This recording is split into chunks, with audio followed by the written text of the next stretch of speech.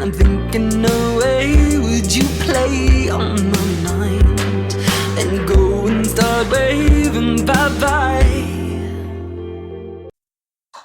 Hello, Hi. episode 5. Episode 5. Wow. Okay. Yeah, a lot of chat. It's been a lot of chat. Chatting. Lots more to come. Loads more. It's funny because we've made a kind of bullet point list of what we want to touch on. Yeah. And now it's a case of in what order. Yeah, because it is a big, really, when I look back on the whole timeline of band through to now, it can be quite a scrambly mess in my brain. Yeah. So I'm having to compartmentalize what becomes an era in itself. And yeah, but we've done that quite well. Yeah. I think we'd be mistaken in just starting from the beginning, purely because we don't want to miss actually talking about Dulcima music. No, exactly. So we are going to flit. Yeah, that's a good point. It's going to be it. Yeah. But today I want to talk to you about almost up to the present, to a certain extent, how we've got here. Cool.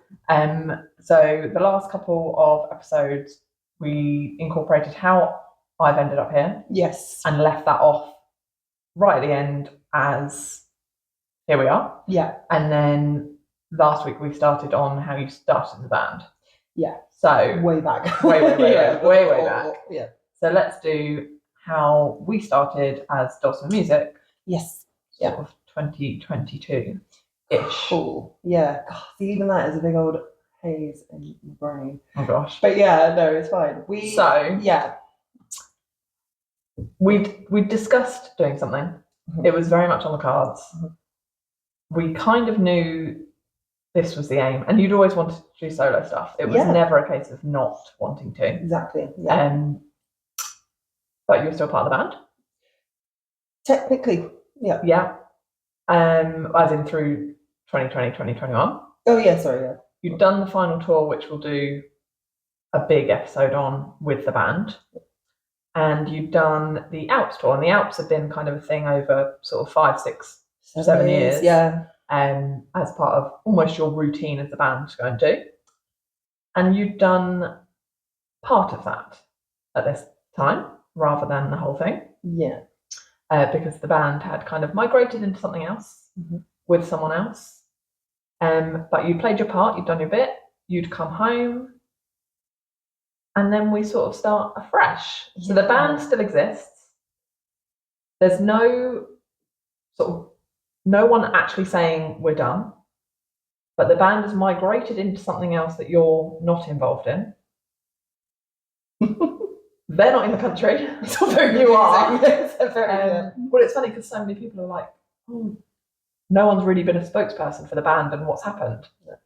I don't know that any of you really know. No, it all especially just at that time, happened. We definitely didn't know what was going on. No. Yeah, completely. And that was something that has across the fan base of the on the internet. They were like, "What has happened? Like, tell us what's going on." And I can see why they got a bit like. Absolutely. I can see it also like us saying, "Oh, having a break." I'm gonna be honest, we were told not to say anything other than having a break, which is really, I think, bad. And that's why much later down the line I did say something a bit more official to the fans about what happened with the band. Yeah. But at this point the band isn't gone. That's true. Yeah. And there was this the public sort of knowledge was, well, the guys and everyone else is going to do this, Dulcima's going to stay home sewing. That was a whole brilliant line. That was a whole line, which is kind of hilarious because yes, I could see there was what the basis of that was, but it was very misleading, and it was just sort of fluff. It was just like fodder. Yeah. And it feeds into we've made a point of this a few times.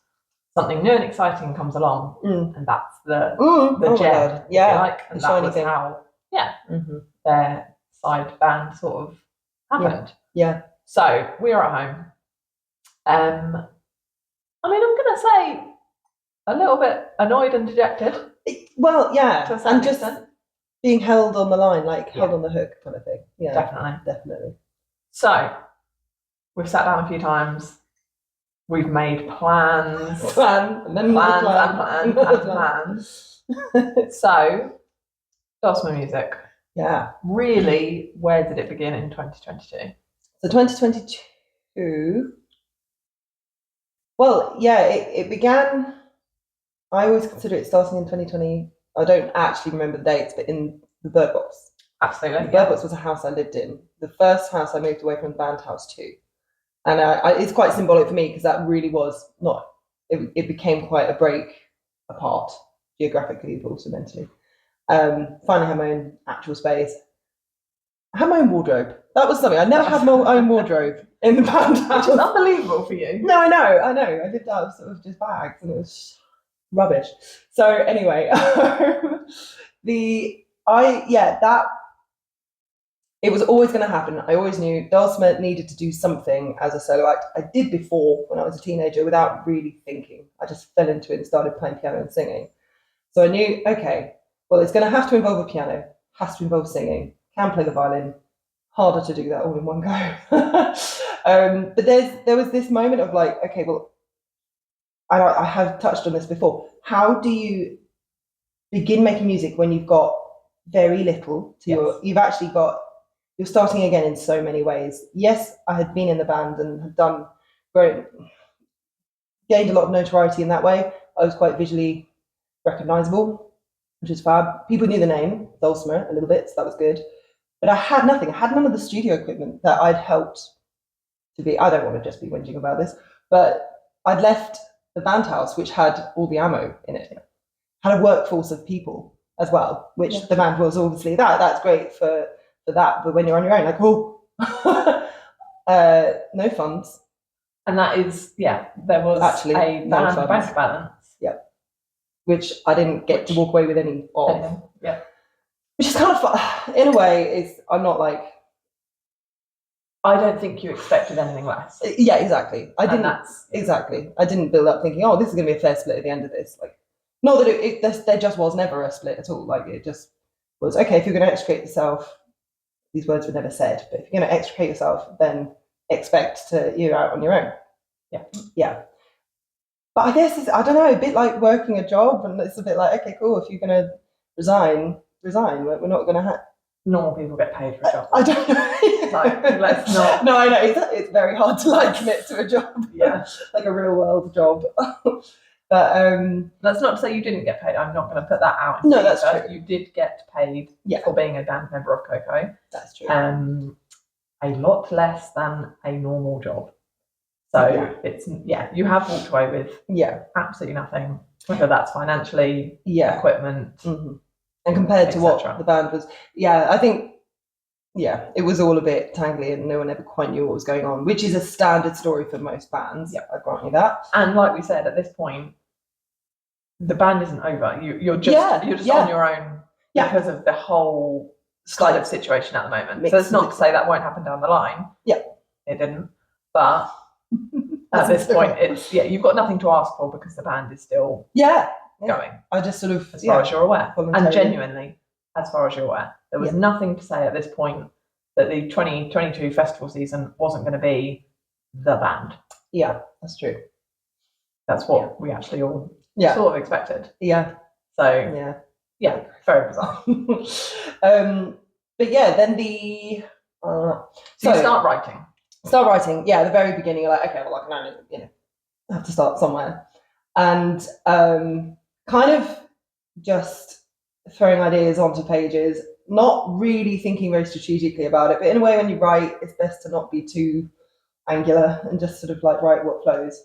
And I suppose so you can then get a demo, but even that is tricky because I was like, I don't I don't even record stuff. I was never the recording engineer, so I was like, right, I'm gonna have to buy some equipment. I don't know what I'm buying. Am I recording through, some glossy program that I have to then go and learn how to use, B, buy, install on a program on a computer that probably isn't going to. So many actual boring technical questions I had to answer all of this before I could consider recording some songs. Yeah.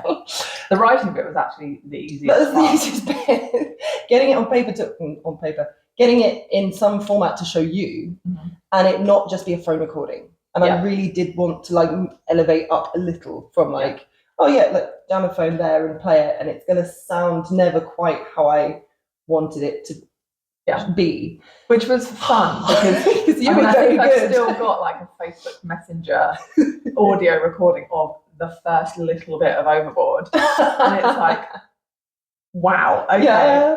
And I'm just easily pleased, but I was like, this is great. This is absolutely fantastic. And you're like, no. I definitely will have this attitude of like anything I'm doing, I can probably do better, which is good but bad. It's a double-edged sword that, because it does. Yeah, no, but it is infuriating for me as well, because you're never quite pleased, but then you are always striving to be better. It's a really annoying mix. Yeah. And there's never. I think the problem is you're never actually satisfied with what you've done. So it was like mind blowing to have you there saying like that is okay. Yeah. And I remember, skipping forward a little bit, I showed my mother, which is, again, I'd never show anyone anything, especially not my family. Yeah. Especially if it was like quite telling songs about stuff that I didn't want to show them particularly. Anyway, I showed Mum this demo that I'd finally cobbled together, and she was really blown away. And I was like, wow, okay, that's quite cool. She's a mum. She is mum. She doesn't have a huge knowledge of sound quality and all the sort of things that industry people know about. But no, it meant I just went to the very basics. I think I had GarageBand on my Mac, and to me, I'd come from a world where everyone was quite sniffy about GarageBand, and I was like, do I deign to use this program? Am I allowed to use this program? Everyone's really mean about GarageBand. Yeah. I don't know why, but they were. And anyway, I just thought, I'll dive in, get started, and I think, my brother had given me the interface, which was the one bit and a mic that I needed, the other bits that you need to make it work, which was a really big thing for that, because he was just like, I'll just get it, there you go, have it. I think there was so much going on at the time, and like the writing was flowing. There was so much to say. Yeah. That my attitude to it, wrongly or rightly, and turns out very wrongly, was get it all down on paper, get it recorded. We've come in with very low expectations. This isn't a money-making exercise. Absolutely not. Great if it was, fantastic. But there was just so much unfinished from 10 years. Yeah. That getting it out into the world was actually the priority. Yeah. Before too much time. Yeah, before it because kind of got stale, effectively. Yeah. Exactly that. So yeah, that element of, like you say, people getting sniffy at GarageBand and blah, blah, blah. For me, that was like, I'd rather people hear it. Yeah. Because actually, you want it to be good. In my opinion, it's great. Knowing everything I know and a lot of things that fans will know, it means more just to hear it. Whatever the format. Yeah. And actually, it does, if you really read into it, it answers a lot of questions. Yeah. And I was blind to that. At the time, I could not see that. And now I completely could. And if I was talking to myself or someone else, like exactly you were, I'd be completely like cheerleading you on. Yeah. Like, yes, oh my God, it does not matter. The words matter more. Yeah. The other thing, I know there was a huge pressure as well because of doing one thing that was doing the band, which was this massive entity. It had gone so well in many respects. The quality of everything was quite good in some ways. And then I didn't want to be that girl that came out of the band and then just, oh no, she's just doing phone videos now. Like I wanted to up my game and kind of be like, no, I can do more than that. But I think I did that slightly at the cost of jumping on the moment and the momentum of what was going on, which I sort of, doesn't matter. Like right now I can't do anything about it, but it was, I wish I'd listen to your words more. But I don't know quite what. Yeah, no, I don't know.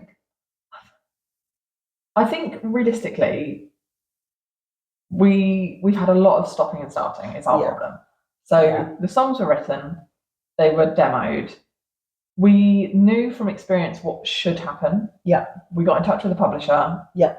And they said exactly that, which was where, for me, that was we're getting this wrong. That's true. And literally the words they used were, Dulcima, you've just come out of this band. This is the caliber. Do you really want to be the girl recording in a bedroom? Yeah. If anything, you want to be above that. Yeah. Problem is, above that is pound signs. Yeah. Which you didn't. And time. Yeah. And years. Time, yeah. Like, literally, you're right. That's a really good point, because I remember thinking, right, we've got kind of two aspects to go. We can do this in one of two ways. One is bare minimum. Let's do it with the resources I can literally see, with everything I can reach, my phone, my Mac, my whatever. Or do this big master grand plan, which I did.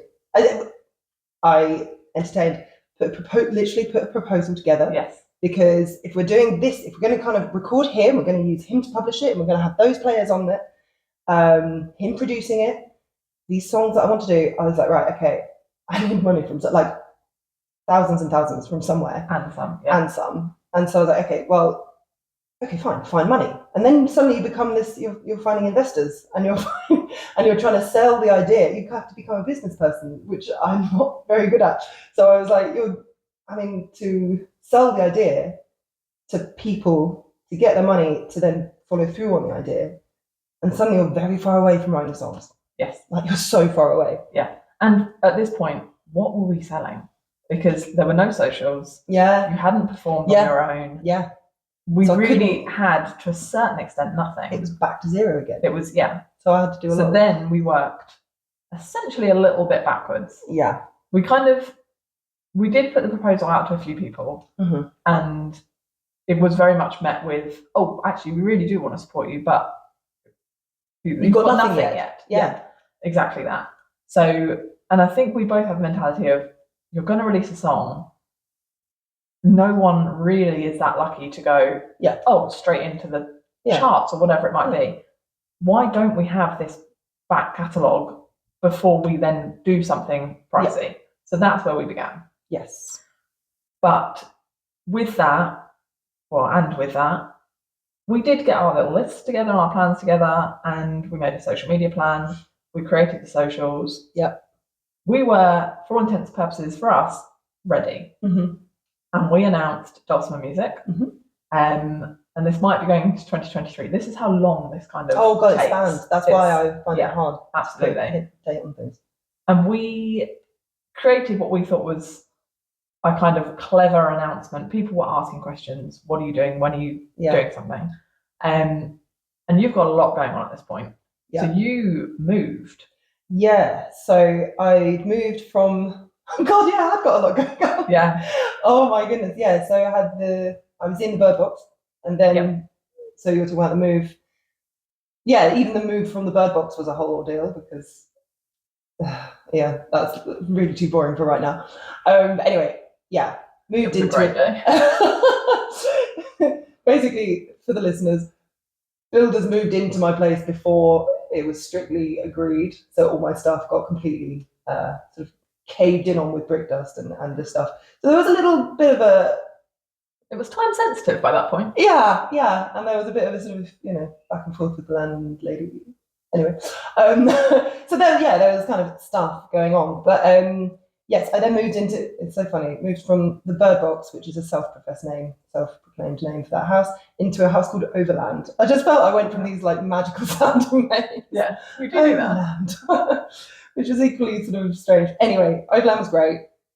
Yeah, i.e. moving house, lots going on. Yeah, but still almost a breath of fresh air as well. Absolutely, definitely, and still living on my own, which I did need at that time. But writing songs, there was something very good about living on my own. I wouldn't have done the same, even if it was a best friend living with me, which I didn't. Yeah, there would have been no one who, at the time, especially, that I could have moved in with then and there. But it was fine. So we had. You're quite, and anybody that follows your bridal page, fashion page, there's no surprises. You want to do things very, very correctly. And your thing, giving away all the social media secrets, go for it, is your 9 grid or 12 grid of Instagram. Oh God, yeah. So we built our first sort of social medias based on that. And at this point, there has been no announcement that the band is over. Nope. You're still under the impression, rightly or wrongly, that you cannot say anything, and you've been told not to say anything. Yeah. And that you do want to hint at it. Like, yeah, it was such an annoying moment to live in, because, well, it was a very long moment to live in. But yeah, that kind of, it was I've said it before, like, but that am I allowed thing. Like, am I allowed to say it? Of course you're fucking allowed to say it. But like, I didn't feel I could. No. Because one thing had not been put to bed. Like, it just hadn't. Yeah. And publicly, I thought, well, that's going to really. We had such a big, fantastic fan base for Coco. I thought, well, I don't want to play with them. I don't want to confuse them, annoy them. But then I also do want to, like, the sooner I put out Dulcima stuff, it kind of is going to start explaining some of that. And but there's a lot of explaining to do. So exactly, yeah. And the thing is, there are so many people that will assume stuff. So that's why this is so worth doing. Yeah. So within the first 9 sort of squares, tiles, we had anybody that recognises the front door of the old band house. It was in quite a few of the music videos and in a lot of the live recordings, or in some of the live recordings. We had you leaving the house. Yeah. Hint number 1. We did a lot that kind of hopefully people picked up on. Yeah. To announce that Dulcima Music is here. Yeah. Now, another one that I really, really enjoyed. So you're in Overland. Yeah. You've got this house. You've made your little music room. And Overboard by this point was written. And then it was kind of like, well, where do we go from here? Because this is right now, this is what's happened. How do we explain the rest of the story? Mm-hmm. What did you do? Well, like I said, it was such a scrambly mess in my brain. All of the timing of everything was so confusing to me. When people ask me certain things, when did that happen? When was that festival? I don't know. I actually can't tell you what year most things happened. Anyway, to get around this, I first on paper wrote all the big events of like anything memorable that was coming to mind. So that was an actual event in the calendar, because then I could pin memories to it, but also feelings, because there were some stages for about 10 years of like a big old roller coaster of stuff going on. There was some like very standout feelings. And I was like, okay, right, when would that have been? That must have been 2015, because I was there then, and then he'd not joined the band by that point. So then that must have been then. Anyway, eventually I put this all on the wall, as in there was a big white wall, a small white wall actually, and I just did good old brainstorms per year. So literally 2012 was the first one, 2022 or 2 was the last one, 13, 14, 15, 16, 17. And out of it, spider diagram style, were just all of these words. And I just thought, if I can just see that, I can kind of gauge where are my songs? Like, that is a song, that bit is a song, that's a song. And it was a really helpful thing to do. Yeah. Like, it was very cathartic, as you can imagine. And but it's just funny, like stepping back and being like, okay, like, that's a lot. And I just kind of built the structure of everything you want to say. Yeah, and the arc, like you could see, you could see everything. There was sort of, but yes, that was very helpful. Yes, yeah, and we hinted to that in some of the first sort of social media videos. There's a lot to say. And from this, you could then write more. You knew where you were going. You knew what you wanted to include, and that's sort of a massive part of the writing process. Yeah. So more and more is being written, more and more is being recorded. We've kind of been told, right, where do you want to aim? Yeah. In the bedroom or not? Yeah. We then announce Dulcima Music is coming, and then we have the proper conversations of, okay, it's going to cost pound signs, and then we both look at each other and go, which secret bank account have you got or I've got? Because we might be a bit stuck here. Yeah. But we've kind of announced that music is coming. And it's like, we tie ourselves in with that. Got this a little bit wrong.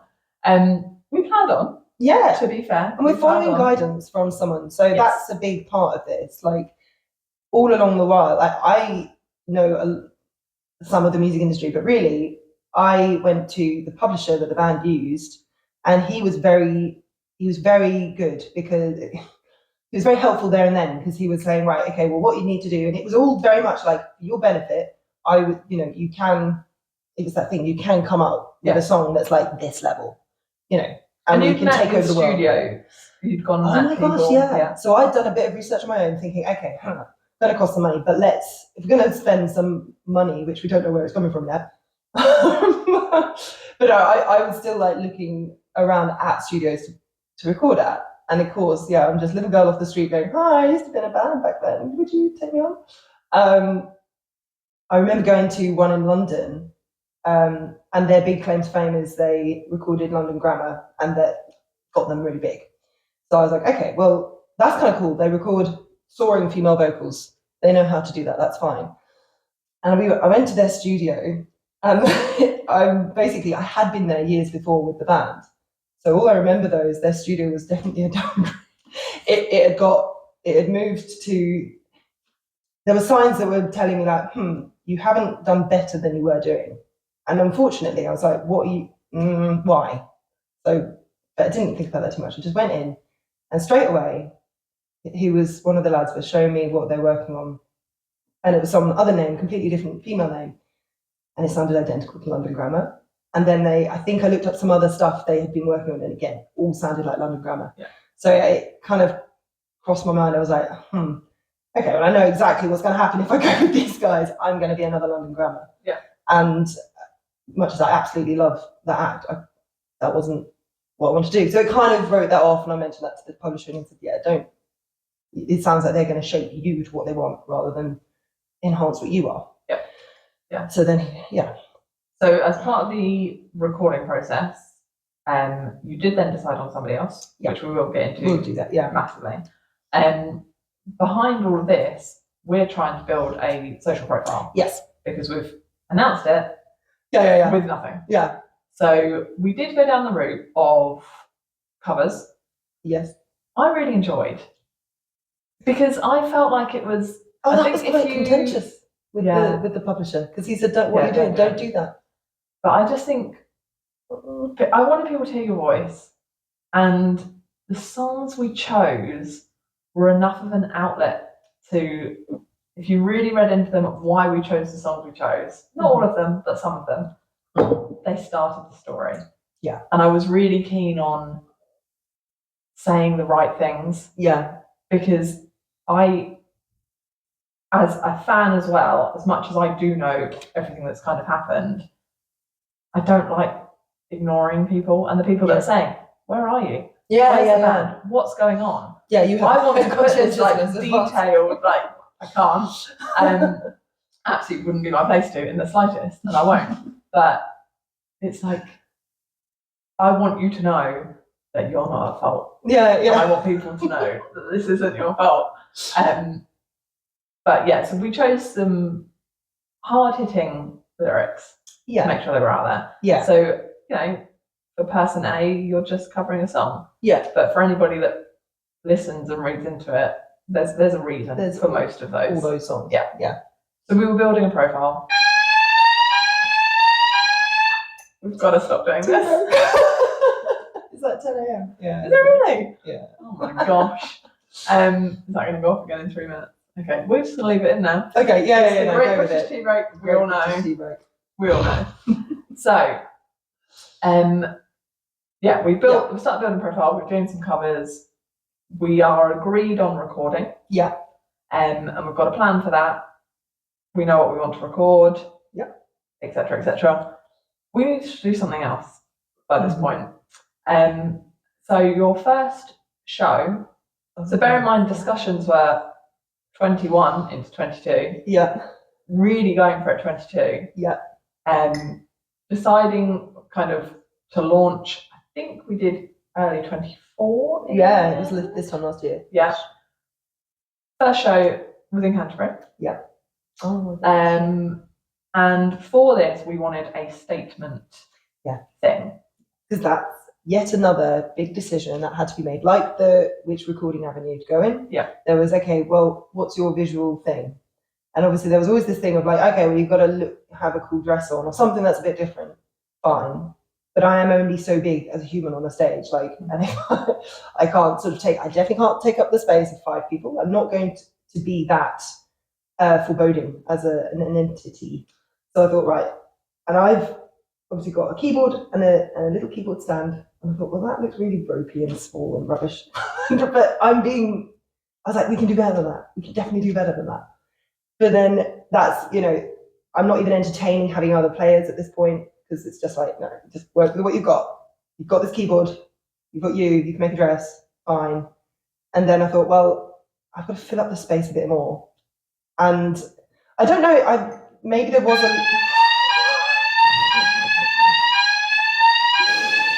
Yeah, it's more important this time. Yeah. It goes on longer.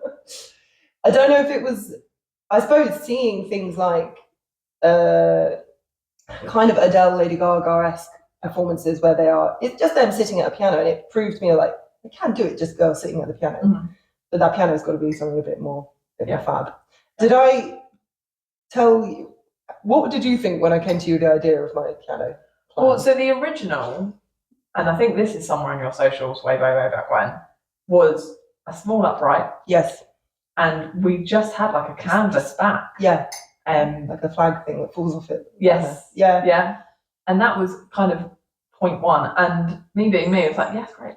Absolutely fantastic. Love it. Do you know what? It's in my car. Brilliant. Let's make that look the point. It wasn't good enough for you, was it?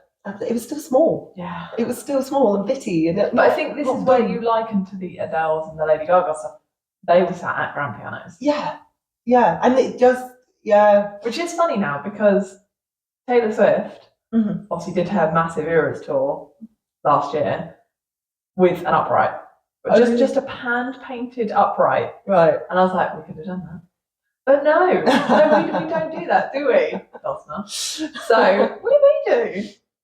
Well, the other thing I have at my disposal is a lot of, a bit technical here, a lot of CNC laser wood cutters, which sounds really random.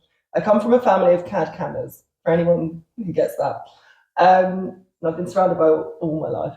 So I get onto a program where I'm designing the parts to make my own grand piano. Of course, there are a few little details, the criteria. It had to be a flat pack grand piano, had to look amazing, had to fit around a real keyboard. And so I went about and started doing that. And I do remember like all the drawings I was doing to like make it. And again, I was like, I remember while I was doing that, I was still doing that thing where you're so far away from writing songs again, what are you doing? But then you have to like backtrack and think, no, okay, no, it's because I want to. This is worth it. Yeah, there's all this thing like, but I did question at that time, I was like, what are you doing? Like, are you digressing again? But I thank myself for doing that because I do love what we ended up making, which was, basically the shell of a grand piano, which can piece together and collapse right down, get fitted in. It can fit in a car. It does fit in a car. Which is quite funny. So I've changed my car. Oh, so yes. I had the lovely big car that it fitted into perfectly. And now, bizarrely, your granny little car fits it better than my new car. My little minivan thing. Yeah, we do have to consider who's driving. Yeah, we do. But yeah, that was an August bank holiday well spent. Yeah. That was that was actually 23, wasn't it? Yeah. We built the So we put that together, checked it would work, because not only was it a shell, it had to look really like frilly, and there's a whole actual backstory to that pattern that's cut into it as well. Because we should probably make some point as to what we're talking about, because we've now gone so far away. Yeah. Like the viewer is probably like, what? Anyway, there's a frilly grand piano that I play, and that frill was the exact same pattern that was on the first piano I started to learn and play piano on. So it was like, and it's something my dad used to create the company that we are sitting in today. So there was a very big thing about that. And it's called Shadar, and it's like an ethnic pattern. So anyway, that's why that's literally cut out around the whole piano itself. And obviously me thinking ahead, I'm like, we're going to light it from the inside, it'll look amazing, or, painted colours, paint it. Never been painted. Oh, I meant to tell you, I have a plan for that, for this time, for this week. They are the scariest words you'll ever hear. Ever hear. I've got a plan. So can we bear in mind, when she said we're going to CNC a piano, I'm still in my head because we've got a keyboard thinking upright. Yeah. Oh, yeah. So when you first sent me these plans, what do you think? Did I show you the drawings? Yes. What went through your brain? You've dulcimed it. Nothing ever is just Straightforward. And what is now so funny is because it's so big, it's wonderful. It does only suit some stages. Oh yeah. And we have since had to make an upright version, Little upright. which is what I thought we were getting in the first place. Yeah, and that Which is is so funny. yeah, comparatively far easier. But it's good. We've got the choice. Yes, If and we I want. love it. And it's Yeah. who else is going to do that? That was the thing. It was like, use what you have. And I am lucky enough to have this at my disposal. So I was like, got to use it. Absolutely. We can do better than just, And at the time, so yeah, this was built August 2023. Mm-hmm. We then went straight into, because we've written all these songs. Yep. We know where we're getting them recorded once we have the money. Mm-hmm. You've got good demos of them. We've now got a piano. And as far as we're concerned, we need content. Yeah. And we've kind of got a list of, right, if this is the track we're releasing, this is the assets we need to go with it. Yeah. So September 23, gosh, that seems like a long time ago now. We had a big fun weekend. It was so fun. That was September. With said piano. Yeah. And we got a little team together. That was the first time. Go for it, yeah. Having an actual team, that wanted to come and help me. Yeah. It wasn't not a band effort. It was like So we had a fantastic videographer called Alice, and actually it was so random. It's down to that. Like, I'm just going to basically cold call people I know. And I remember her she went to my primary school, but haven't spoken for years. Out of the blue, she receives a message. Hi, hope you remember me. Do you want to come and do some filming? The thing we had as well, though, we had a very cool location to kind of excite people. Yeah. I could say she's looking for stuff for her reel, so that was always really helpful. And just to say, like, it's going to be here. The videos are going to look amazing. I'm going to be playing this piano, which also looked really cool. So you had these strands that you have to kind of sell to the next person. So I was like, okay, does that excite you? She went, yeah, that sounds great. I'd love to. So she's on board. We then got 2 very wonderful people to come and do just behind the scenes, again, just for fun. And that's so like part and parcel of what I have to get at there and then. I don't have the funds to be paying people because already the whole thing already is in negative numbers. So you're like, oh, and I hate, from the history of the band, I didn't like the constant using people. It's awful thing. Like, you'll get something out of it. Artists famously hate those words, and I do, and it's a horrible thing to have to be like. So everyone's time is worth something. Exactly. And it's so hard to ask them to give up their time. Yeah. So you have to be like, absolutely, you have to be so understanding from the word go, right? Or the first line of that message, completely get it. Like, and honestly, no pressure at all. Yeah. If this is something that you would find fun and you'd want to fill your day with, we're going to do it. Would you want to be a part of it? And you have to have that very open, like, I do get it if you don't want to. Yeah. Like, absolutely. And that was the case for everyone there. It was like, if you want to just, and it was fun, I have to admit. So much the actual fun. Day, it became a weekend, and it was 2 days. I think it was like the hottest. It was the hottest like September days ever on record. We're in a brick building. Yeah. And it was sweaty. But it was everything that it sort of encompasses you. Yeah. It was singing, playing, etc., etc. Outfit changes. It was just the whole look. It was absolutely perfect. So fun. And we within the 2 days, I think we recorded 8 tracks. 8, which is good going. Amazing going. Yeah. And we were trying to do that very like logical thing of we can do 8 songs as long as they are in keeping with each other and all we're changing. And even then we were trying to move the piano so the location background changes a bit. Mm-hmm.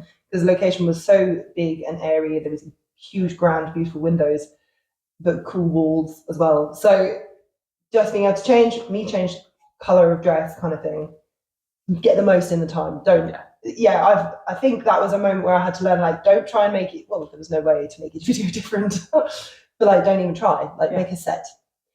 The only thing is, of course, we were recording songs well ahead of, that's great doing that, but of course, we've come unstuck. The grand plan comes unstuck there. Yeah, massively. Because we've got all these songs that technically aren't going to be released for who knows how long. Yeah.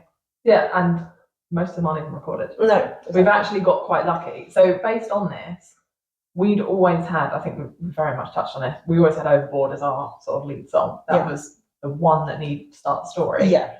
When we get to the point of recording, they don't want it. Mm-hmm. So we've got this acoustic version that we've recorded. Yeah. We like the song, we want it to go first. And our first bit of recording, which, as I say, we will go into properly, we don't record Overboard. No. And that felt such a backward move. Yeah. And what's actually really, really annoying is the 2 songs that we have recorded.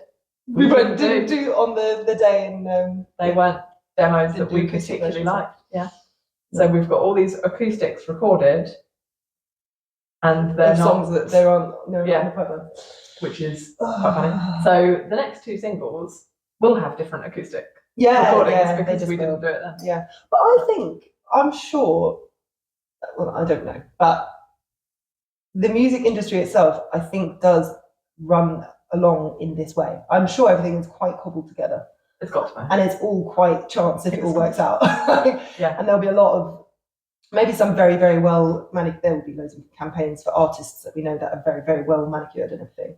But everyone who's sort of working their way up, emerging artists, for instance, things like this happen. Like it does all become a bit of a mess because there are so many factors to be thinking about. You've got all these assets that you're trying to do, but then at the same time, if you're spending all the money to do one asset, try and do them all in that day. But then you have to think ahead and think, well, okay, that means we have to it is a massive head. And this isn't our full-time job. No, and that. We don't. When we say, right, we want to release on this date. Yeah. To then get a video, a lyric video, an acoustic video. Yeah. Everything else done around it. Yeah. Is almost impossible. Yeah. Time-wise. It's a huge amount to try and get done. Yeah. Without and just the 2 of us. You know, or whoever you can rope in. But that's the thing, I don't want to keep roping people in for the fun of it, because it's not, you can do that once when it is truly a fun experience, but you can't have someone just being a dog's body when you want them, and you're not officially paying them. So it does it can easily implode. It's okay then. Yeah. Not that it has, but you just have to work with the time constraints and the financial restraints you have. And I'm thinking, no way would you play on my mind.